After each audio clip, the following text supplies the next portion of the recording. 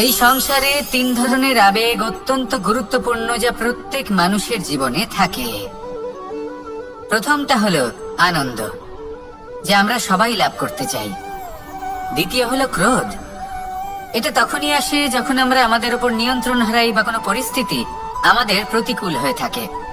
তৃতীয় হলো দুঃখ, এই দুঃখ তখনই আসে যখন কোনো একটা পরিস্থিতি আমাদের মনের মতো হয় না, বা আমাদের প্রিয়জন আমাদের বুঝতে পারেন না, আমরা অমূল্য কিছু হারিয়ে ফেলি, তখন এই দুঃখ আমাদের হৃদয়ে আশ্রয় নেয়। এই তিন আবেগ হলো এমন যে আমাদের জীবনে আসতে এবং যেতে থাকবে। কিন্তু এই তিনটি আবেগের বিষয়ে কোন কথাটা মনে রাখতে হবে সেটা শুনুন। যখনই আপনি আনন্দে থাকবেন, প্রতিশ্রুতি দেবেন না, কারণ যখন মানুষ আনন্দে থাকেন তখন তিনি নিজের বিবেক বোধ হারিয়ে ফেলেন। দ্বিতীয়ত, যখনই আপনি ক্রুদ্ধ হবেন, উত্তর দেবেন না, কারণ ক্রোধের বশে যে উত্তরই দেবেন সেটা শুভ হবে না। তৃতীয়ত, যখনই আপনি দুঃখী থাকবেন, কোনো সিদ্ধান্ত নেবেন না, তখন নিজের মনের ওপর, নিজের কর্মের ওপর, নিজের উপর নিয়ন্ত্রণ রাখতে চেষ্টা করুন। যদি এই তিনটি আবেগের ক্ষেত্রে এই জিনিসগুলো মনে রাখেন, তাহলে জীবনে কখনো আক্ষেপ করবেন না। আসুন আমার সাথে ভালোবেসে বলুন, রাধা রাধা। সংসারে দুই ধরনের পথ হয়, উচিত পথ আর অনুচিত পথ। একটা শুভর দিকে নিয়ে যায় আর একটা অশুভর দিকে নিয়ে যায়। অনেক সময় অজ্ঞানতাবশত জীবনে আমরা সেই পথ নির্বাচন করে নিই যা আসলে অনুচিত, তারপর নিজেকে আশ্বস্ত করে ফেলি যে এই পথেই চলতে হবে, এখান থেকে ফেরার পথ নেই। কিন্তু যদি সত্যি বলি, তাহলে এটা শুধুই আপনার ভ্রম। আপনার মধ্যে শুধুমাত্র একটু দৃঢ়তার অভাব আছে, তা জাগ্রত করুন আর বাড়িয়ে তুলুন। আপনি দেখবেন এই সংসারে এমন কোনো পথ নেই যেখান থেকে ফিরে আসা সম্ভব নয়। এমন কোনো মানসিকতা নেই যা বদলানো সম্ভব নয়। যদি আজ এই মুহূর্তে আপনার মনে হয়ে থাকে যে আপনি কোনো অনুচিত পথে আছেন আর আপনি কোনো শুভ পথে যেতে চান, তাহলে ওখান থেকে ঘুরুন আর ফিরে আসুন, আবার সেই মোড়ে ফিরে আসুন আর সেই পথ নির্বাচন করুন যা আপনার জন্য শুভ। একটু সময় অবশ্যই লাগবে, কিন্তু নিশ্চিত রূপে আপনার উদ্দেশ্য এবং আপনার গন্তব্য এই দুই অনেক শ্রেষ্ঠ হয়ে উঠবে।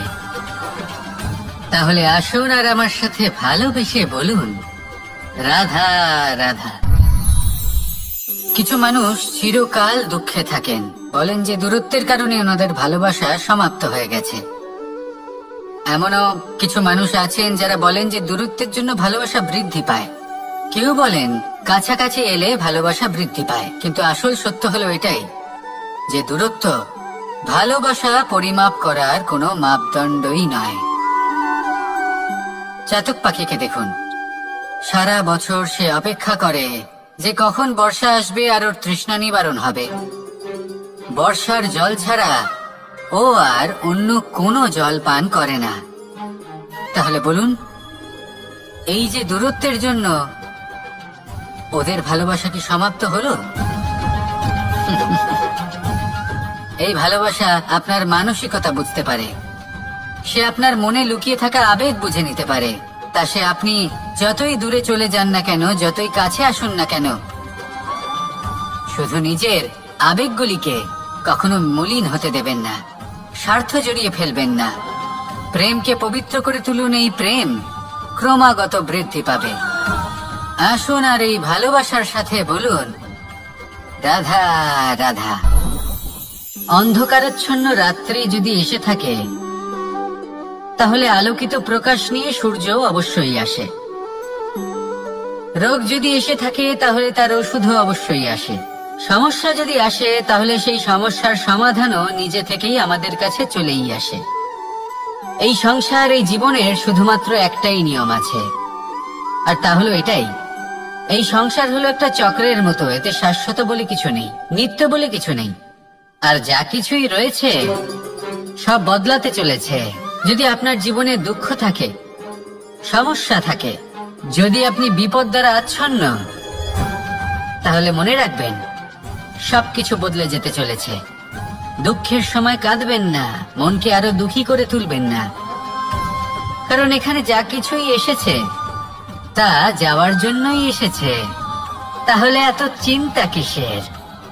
আনন্দ সহকারে জীবন যাপন করুন আর আমার সাথে ভালোবেসে বলুন রাধা রাধা। এই জীবনে আমাদের দুজন সঙ্গী, এক হলো অন্ধকার আর এক হলো প্রকাশ। এবার যখন এই অন্ধকারে আমরা প্রদীপ জ্বালাই, সেই প্রকাশের জন্য অন্ধকার আমাদের উপর রুষ্ট হয়ে চলে যায়। এবার যদি অন্ধকারকে খুশি করতে যাও, তাহলে প্রকাশ আমাদের উপর রুষ্ট হয়ে চলে যায়। এ হলো ঠিক সেই পরিস্থিতি যে আমাদের দুই বন্ধু, তাদের মধ্যে সদ্ভাব নেই। যদি কোনো একজনের মান ভাঙাতে বা খুশি করতে যাও, তাহলে দ্বিতীয় জন অবশ্যই রুষ্ট হয়। সেই অবস্থায় আপনাকে বোঝদারের মতো কাজ করতে হবে যে কখন কাকে সমর্থন করতে হবে, কখন কার সাথে চলতে হবে। যদি পারেন তাহলে সকলকে একসাথে নিয়ে চলবেন। যদি কোনো মানুষের মধ্যে বনিবনা না হয়, তাহলে তাদের মধ্যে সামঞ্জস্য বজায় রেখে সংসারের রীতিনীতির চক্র চালিত করা, এটাই তো হলো মনুষ্য জীবন। এবার এটা কিভাবে করা সম্ভব? শুধুমাত্র প্রেমের দ্বারা। তাহলে এইভাবেই সবাইকে প্রেমের দ্বারা বেঁধে রাখুন আর আমার সাথে ভালোবেসে বলুন রাধা রাধা। এই সংসারে ভিন্ন ভিন্ন ধরনের গাছ আছে, অসংখ্য ধরনের প্রজাতি আছে। কিছু গাছ পাতা দিয়ে থাকে, কিছু ফুল, কিছু ফল। কেউ ছায়া প্রদান করে, কেউ শীতলতা প্রদান করে, কেউ নিজেকে খুব কষ্ট দিয়ে এই সংসারের বিকাশে সহায়ক হয়ে ওঠে। কিন্তু এই সবার মধ্যে একটা বিষয় কিন্তু সমান। এরা প্রত্যেকেই পাতা ছাড়া, ফুল ছাড়া, ফল ছাড়া জীবিত থাকতেই পারে, কিন্তু কোনো বৃক্ষই শিকড় ছাড়া বেঁচে থাকতেই পারে না। এটাই হলো রাধার।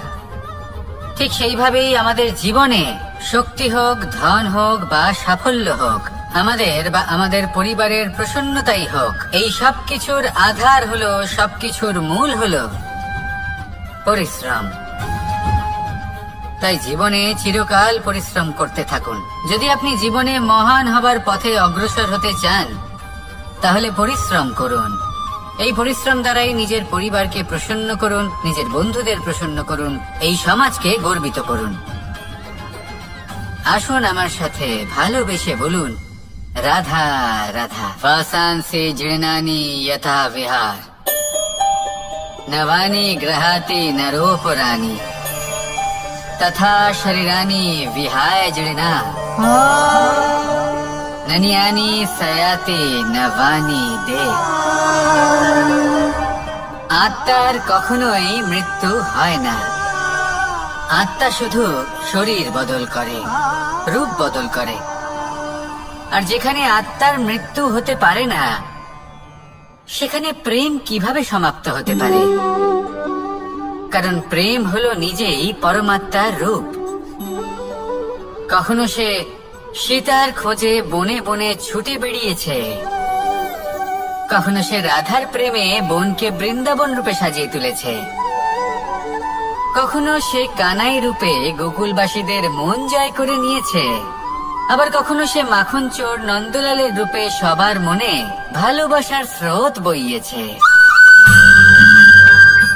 কখনো নিজের হাতে বাঁশি নিয়ে তাতে ভালোবাসার সুর তুলেছে, আবার কখনো নিজের আঙুলে সুদর্শন চক্র ধারণ করে ধর্ম এবং প্রেমের বিরোধীদের সংহার করেছে।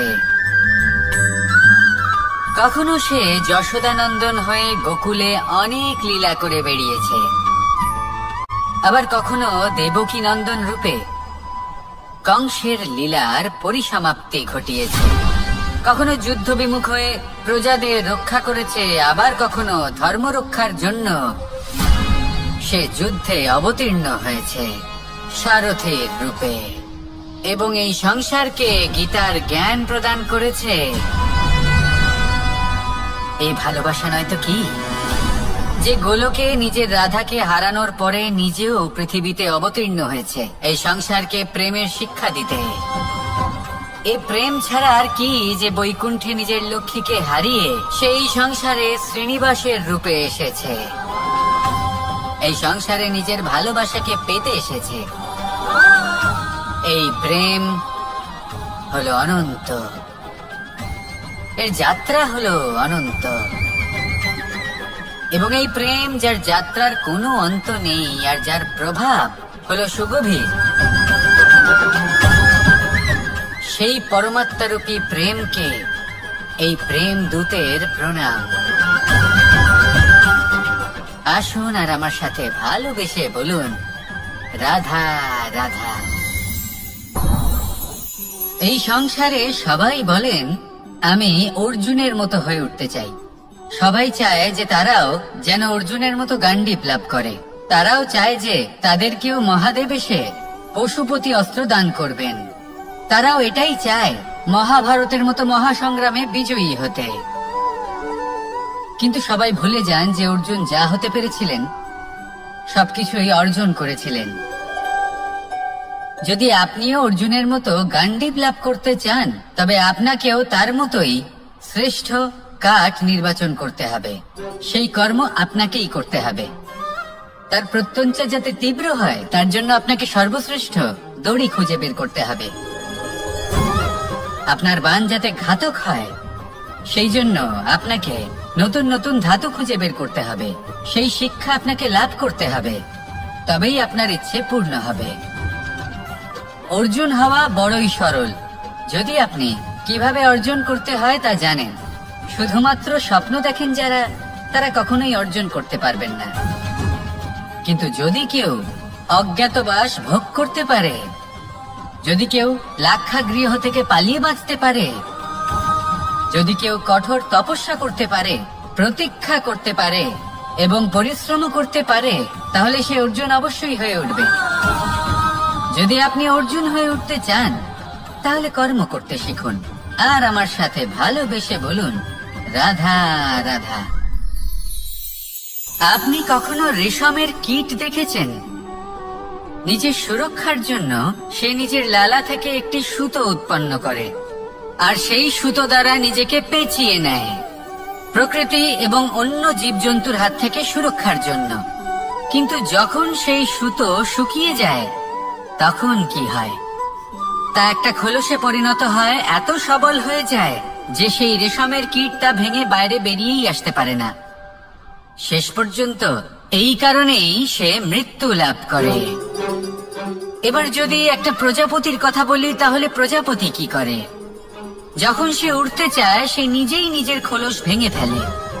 সে তার পাখনা মেলে আর তারপর সে আকাশে উড়ে বেড়ায়। এটাই হলো শিক্ষা আমাদের জন্য। যদি আমরা আকাশে উড়ে বেড়াতে চাই, তাহলে আমাদেরকেও অন্তর থেকে সেই খোলস ভাঙতে হবে, অর্থাৎ নিজেদেরকে বন্ধন থেকে মুক্ত করে দিতে হবে। সুরক্ষার জন্য কোনো বাঁধনে জড়িয়ে পড়া, এ হলো সব থেকে বেশি অসুরক্ষিত কার্য। জীবনে সুরক্ষার ভয় থাকাটা উচিত, কিন্তু তা যদি অত্যাধিক হয়ে যায়, তাহলে তা আপনাকে এতটাই দুর্বল করে দেবে যে আপনি নিজেরই সুরক্ষার চক্র ভেঙে বেরোতেই পারবেন না। যদি আপনি নবনির্মাণ করতে চান, তাহলে আপনাকে নিজের এই সুরক্ষা কবচ ভেঙে বেরোতেই হবে, সাহসের সাথে পরিশ্রম করতে হবে। আর যদি আপনি এটা করতে পারেন, তাহলে আপনার উড়ান কেউ আটকাতে পারবে না। আসুন আমার সাথে ভালোবেসে বলুন, রাধা রাধা।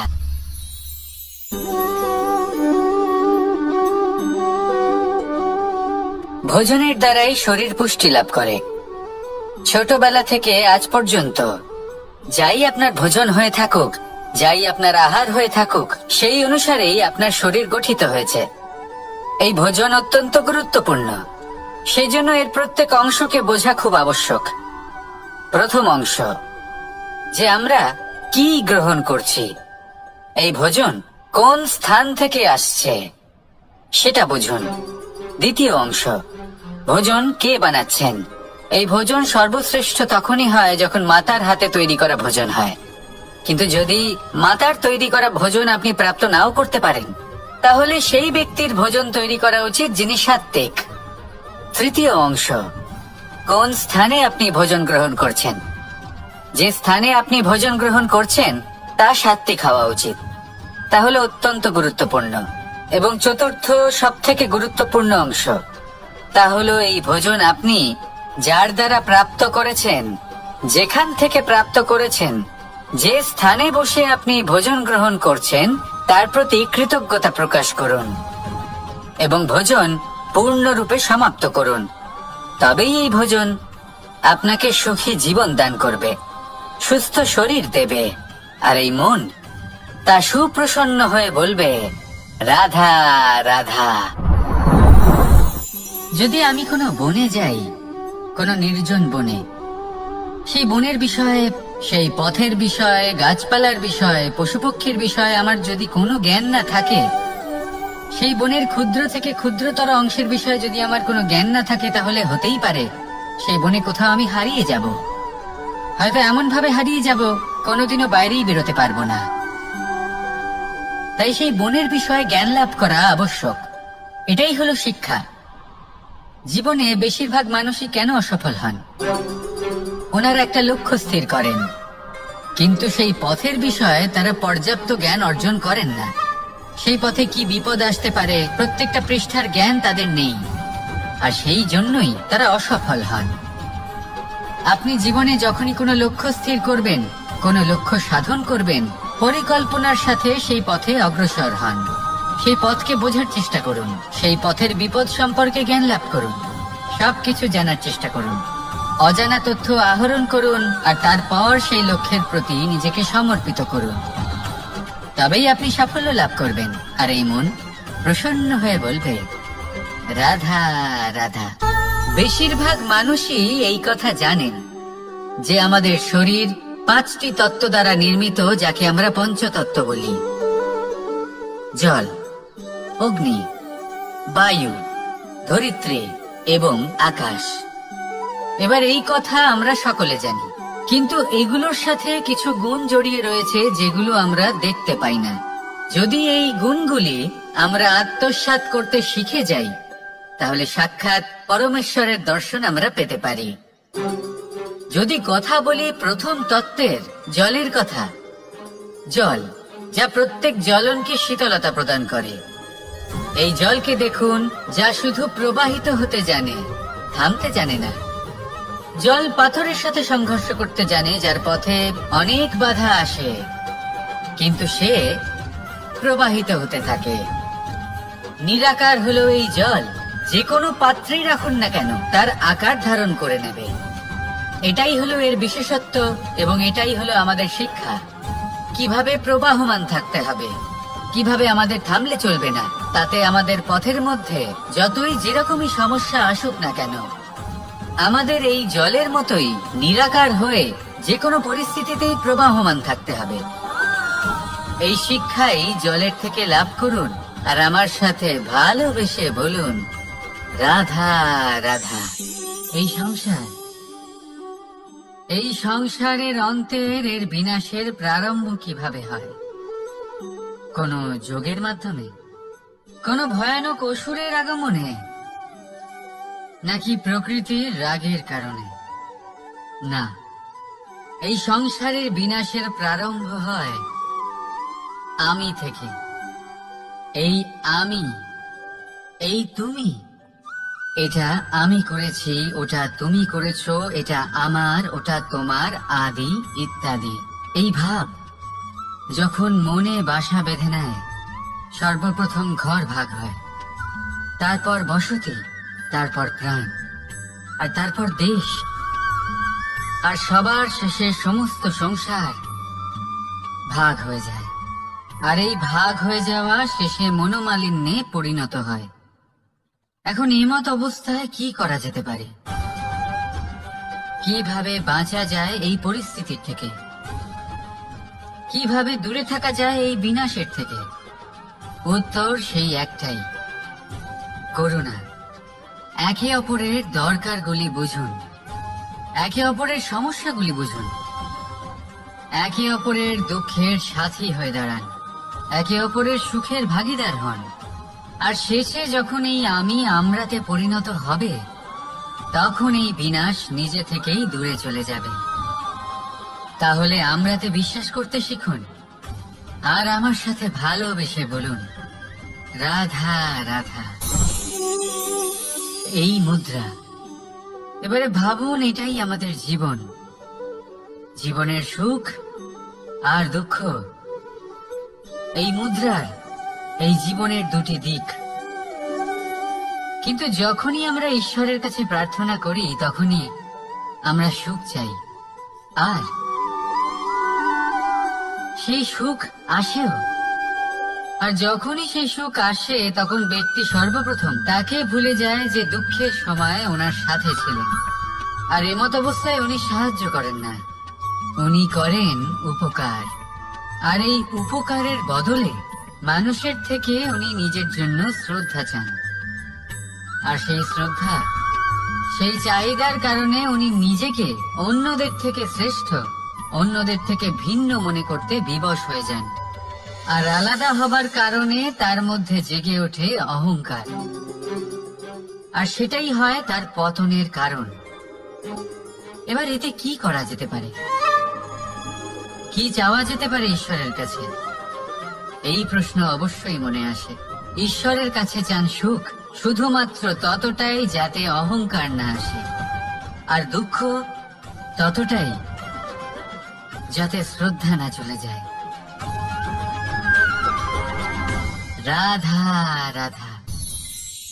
এই সংসারে এমন কিছুই নেই যে সব সময় একই থাকবে। যা কিছু নির্মাণ হয়েছে তা একদিন অবশ্যই ভেঙে পড়বে, কিন্তু এই ভেঙে যাওয়ার বিশ্লেষণ আপনি কিভাবে করবেন তা আপনার উপরে নির্ভর করছে। ওই আকাশের দিকে তাকান, ওই মেঘ, ওটাও ভেঙে পড়ে, কিন্তু নিজে ভেঙে পড়ার সাথে বর্ষাকে তৈরি করে যায়।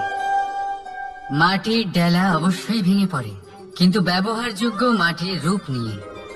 এই ধরিত্রীর বুকে কোনো এক বীজ যখন ভেঙে পড়ে তখন ধরিত্রীর উপর এক বিশাল আকারের বৃক্ষ নির্মাণ করে। যদি জীবনে কিছু ভেঙে পড়ে তাহলে নিরাশ হয়ে পড়বেন না, নিজের সাহস হারাবেন না। ধনাত্মক দৃষ্টিভঙ্গি দিয়ে দেখতে চেষ্টা করুন।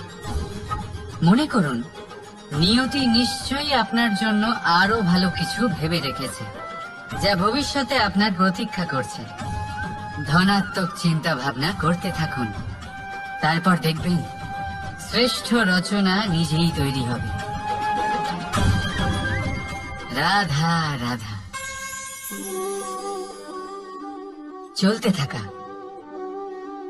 থেমে যাওয়া, বিশ্রাম নেওয়া, তারপর দম নিয়ে পুনরায় দাঁড়িয়ে পড়া, আর তারপর আবার সেই পথ চলা। এটা জীবনের অভিন্ন এক অঙ্গ, এটার থেকে আপনি পালাতে পারবেন না। কিন্তু এই অঙ্গকে আপনি নিজের জীবনে কিভাবে প্রয়োগ করবেন, কিভাবে তাকে কাজে লাগাবেন, সেই সিদ্ধান্ত আপনাকে নিতে হবে। যারা হেরে যান তারাও জীবনে থমকে যান, আবার যারা জেতেন তারাও দাঁড়িয়ে পড়েন। যারা হেরে যান তারা হাঁপিয়ে দাঁড়িয়ে পড়েন, যারা জিতে যান তারা দাঁড়িয়ে পড়েন সেই সর্বোচ্চ স্তরে পৌঁছে গিয়ে।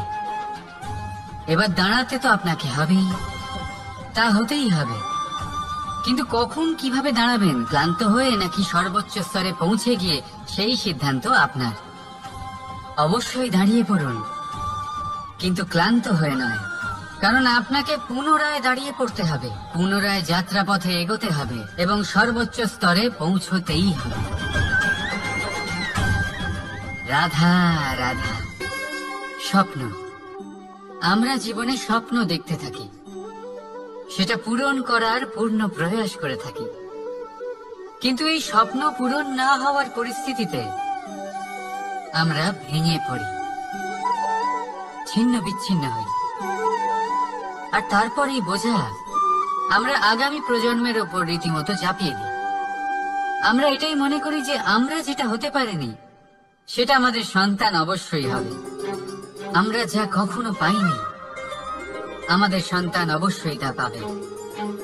এটা যে অনুচিত সেটা আমরা ভাবি না, কিন্তু এটা ভুল, আর এই ভুল আমরা সকলেই করে থাকি।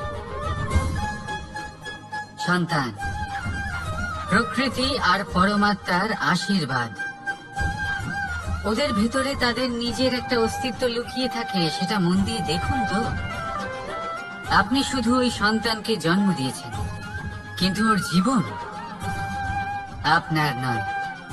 তাই নিজের সন্তানের সাথে থাকুন, সময় কাটান, ওদেরকে ভালোবাসুন, সবসময় প্রেরণা দিন, কিন্তু প্রেরণা দিন ওর নিজের অস্তিত্বকে বাড়ানোর জন্য, ওর নিজের স্বপ্ন পূরণ করার জন্য, আপনার স্বপ্ন পূরণ করার জন্য নয়।